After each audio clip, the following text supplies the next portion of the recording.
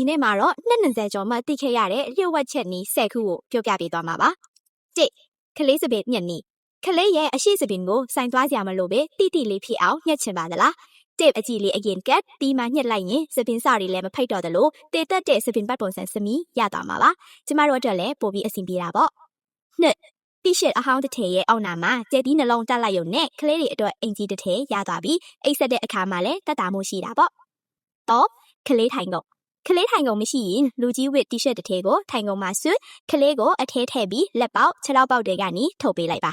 ဒါဟာဘေကင်ဘီအဆင့်ကြီးတဲ့ထိုင်ကုန်လေးပါပဲ၄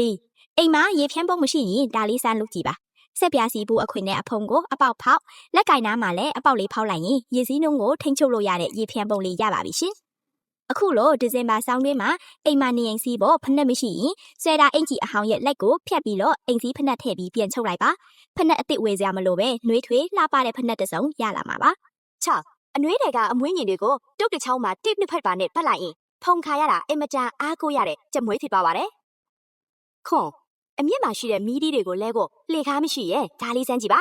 တုတ်တစ်ချောင်းရဲ့ထိပ်မှာဇွန်း3ချောင်းကိုပုံစံဖော်ပြီးချိလိုက်ရင်မီးဒီလဲကိရိယာလေးရပါလိ8မိတ်ဆွေကအိမ်မှာကြမ်းတိုက်တာမရှိရင်ဒါလေးစမ်းကြည့်ပါအင်ကြီးအဟောင်းတွေကိုအစိစိလီးလေးဖြတ်တုတ်မှာပတ်ပြီးတန်ရိုက်လိုက်ရင်အခမဲ့ရရဲ့ကြမ်းတိုက်တန်တစ်ခုဖြစ်သွားမှာပါကို20ကြာမှတိခဲ့ရတဲ့တိုးလေလုံးနိ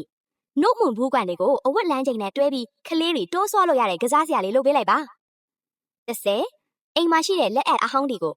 ပေါက်နေတဲ့ပကံဆေးလက်အပ်တွေကိုအစိစိဖြက်ပြီးစပွဲခြေထောက်တွေမှာဆွတ်ထားပါအတန်လည်းမညီတော့သလိုဖျော်ရည်ဘူးတွေကိုပြန်တိတ်ဖို့လဲတုံးလို့ရပါသေးလေ